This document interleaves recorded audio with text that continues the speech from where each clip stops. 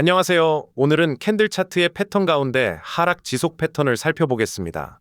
하락 갭 타스키형, 하락 갭 3법형, 진입형 이렇게 세 가지 패턴을 하나씩 차근차근 짚어보겠습니다. 먼저 지속 패턴이 무엇인지부터 정리하고 시작하겠습니다. 캔들 차트의 패턴은 크게 상승 반전 패턴과 하락 반전 패턴 그리고 지속 패턴으로 나눌 수 있는데요. 반전 패턴이 추세가 뒤바뀐다는 신호라면 지속 패턴은 지금까지의 추세가 앞으로도 계속 이어진다는 신호입니다. 하락 지속 패턴은 주가가 잠깐 반등하는 듯한 모습을 보이더라도 결국 다시 하락 쪽으로 힘이 쏠릴 때 나타나며 오늘 다룰 세 편 모두 매수 신호가 아니라 매도 타이밍을 점검한 용도로 쓰인다는 점을 기억해 주시면 좋겠습니다. 화면의 그림을 보시면 하락 추세가 이어지는 가운데 세 개의 캔들이 놓여 있습니다. 왼쪽에 큰 파란색 캔들이 하락 추세를 이어가는 음봉이고 가운데 작은 파란색 캔들은 갭을 만들며 아래로 내려간 또 다른 음봉입니다. 그리고 오른쪽에 빨간색 캔들이 바로 문제의 양봉인데요. 이 양봉의 시간은 가운데 파란 캔들의 거래 범위 안에서 시작해서 종가는 그 범위보다 살짝 위에서 끝납니다. 얼핏 보면 반등처럼 보이지만 다음 슬라이드에서 왜 이게 매도 신호로 해석되는지 설명드리겠습니다. 이 패턴이 매도 신호로 해석되는 이유는 간단합니다. 하락 추세 중에 갭을 만들며 긴 음봉이 나오고 다음날 양봉이 이어서 나타나는데 이 양봉의 시간은 전날 음봉의 거래 범위 안에서 출발하고 종가는 그 범위보다 위에서 마감됩니다.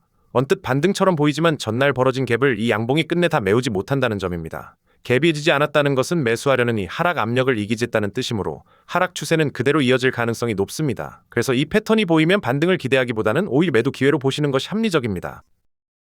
이번에는 하락 갭 3법형을 보겠습니다. 화면의 그림을 보시면 왼쪽에 긴 파란색 음봉이 하나 있고 그 뒤로 몸통이 작은 빨간색 양봉 3개가 완만하게 위쪽으로 이어지다가 마지막에 다시 긴 파란색 음봉이 등장해서 앞에 작은 몸통들을 전부 감싸 안는 모습을 볼 수 있습니다. 언뜻 보면 3번의 반등처럼 보이지만 결국 마지막 캔들이 그 반등을 통째로 삼켜버리는 모양입니다. 이 패턴은 실전에서 자주 나오지는 않지만 등장했을 때는 하락 추세의 힘을 다시 한번 확인시켜주는 패턴입니다. 먼저 긴 봉 심리가 위축되고 그 뒤로 작은 몸통의 양봉이 연속으로 나타나면 대부분의 투자자는 이제 하락이 있다고 반등이 시작됐다고 기대하게 됩니다. 하지만 기대가 무르익을 때쯤 지금까지 나온 작은 몸통들을 전부 감싸 안는 다시 등장하면서 신저가를 만듭니다. 이는 중간의 반등이 진짜 추세 전환이 아니라 일시적인 숨고르기였을 뿐이라는 뜻이고 하락 추세가 지속된다는 신호가 됩니다. 세 번째 패턴은 진입형입니다. 화면의 그림을 보시면 긴 파란색 음봉 다음에 빨간색 캔들이 이어지는데 이 빨간 캔들은 시가가 갭을 만들며 아래로 내려갔다가 반전해서 상승하는 모습입니다. 다만 종가는 전일의 저점과 비슷한 수준에 머물러 있어서 전날 음봉의 몸통 안으로까지는 들어가지 못하는 것을 확인하실 수 있습니다.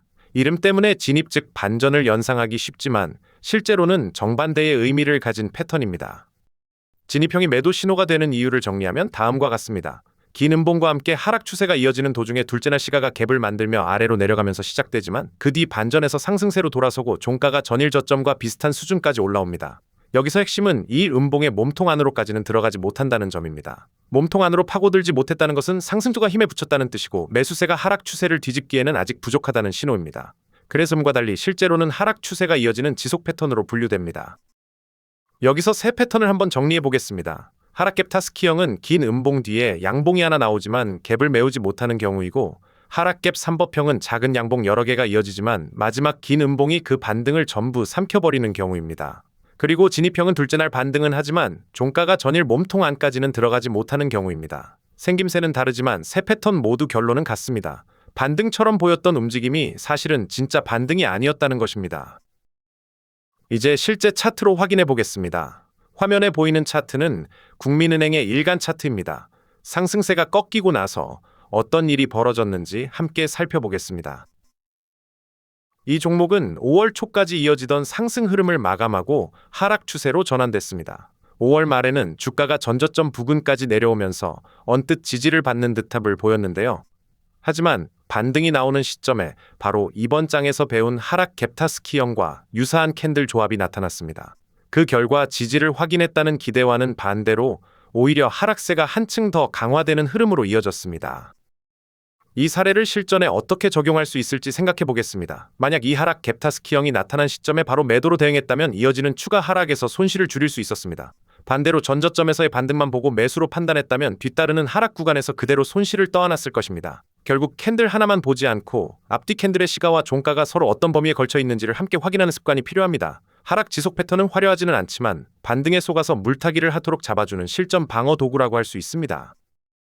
오늘 내용을 정리하면 하락 지속 패턴은 추세 전환이 아니라 하락 추세가 계속된다는 신호라는 점, 하락 갭 타스키형과 하락 갭 3법형은 반등처럼 보이는 캔들이 결국 갭이나 이전 저점을 넘어서지 못할 때 완성된다는 점, 그리고 진입형은 이름과 달리 반전 패턴이 아니며 종가가 전일 몸통 안으로 들어가지 못하는 것이 매도 신호의 핵심이라는 점입니다.